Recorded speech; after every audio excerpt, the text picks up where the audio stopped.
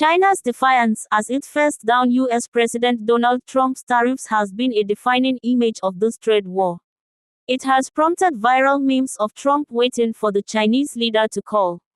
"We will not back down," has been an almost daily message from Beijing's Ministry of Foreign Affairs.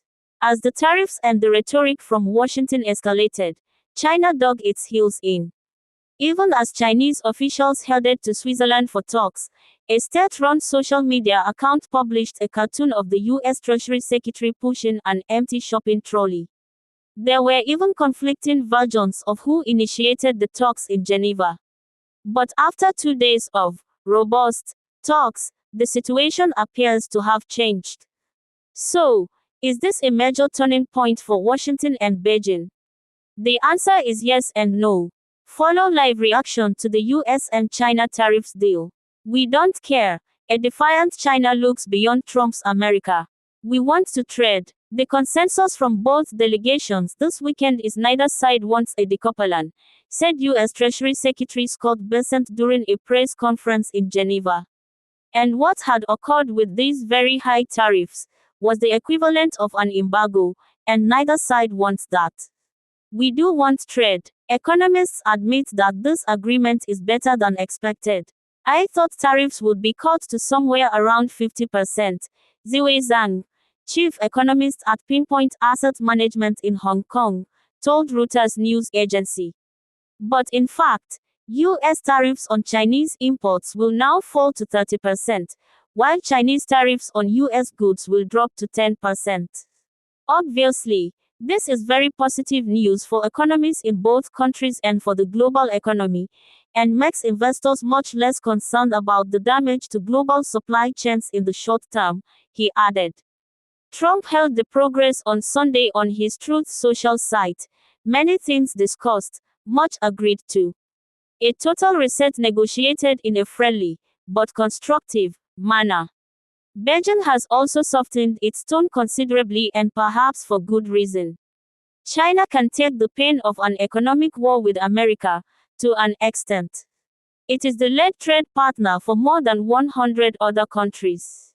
But officials have become increasingly concerned about the impact the tariffs could have on an economy that is already struggling to deal with a property crisis, stubbornly high youth unemployment and low consumer confidence.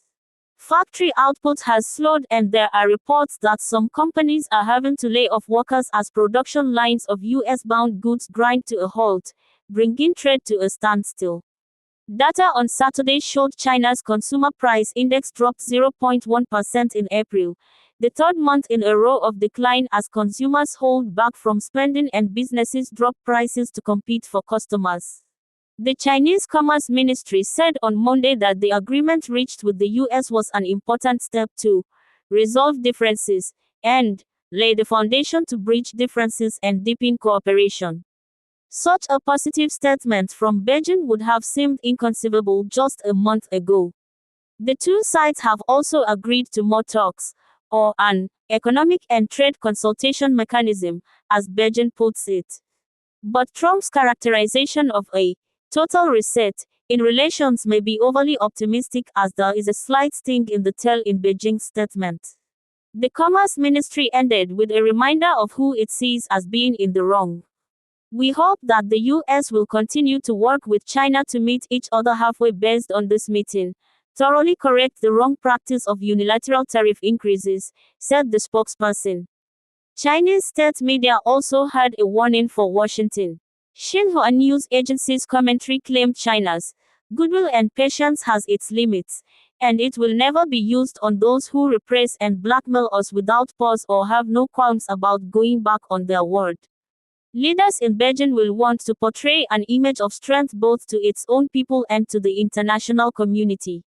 They will want to appear as if they have not budged an inch.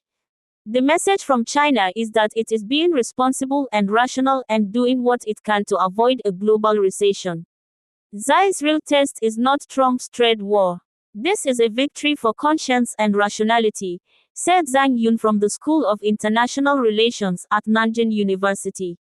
The talks also established the necessary framework for continued dialogue and negotiations in the future.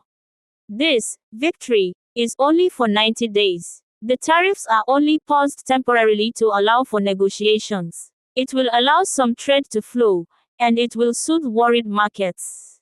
But the root of the problem still exists. China still sells far more to the United States than it buys. And there are other, far thornier differences to unpick, from Chinese government subsidies, to key industries, to geopolitical tensions in the Taiwan Strait and beyond. The fight for a more balanced trade relationship is far from over, it has simply moved. The frontline has shifted from China's factory floors and American supermarkets to negotiating tables in both Beijing and Washington. Please do well to subscribe to our channel for more Legit news.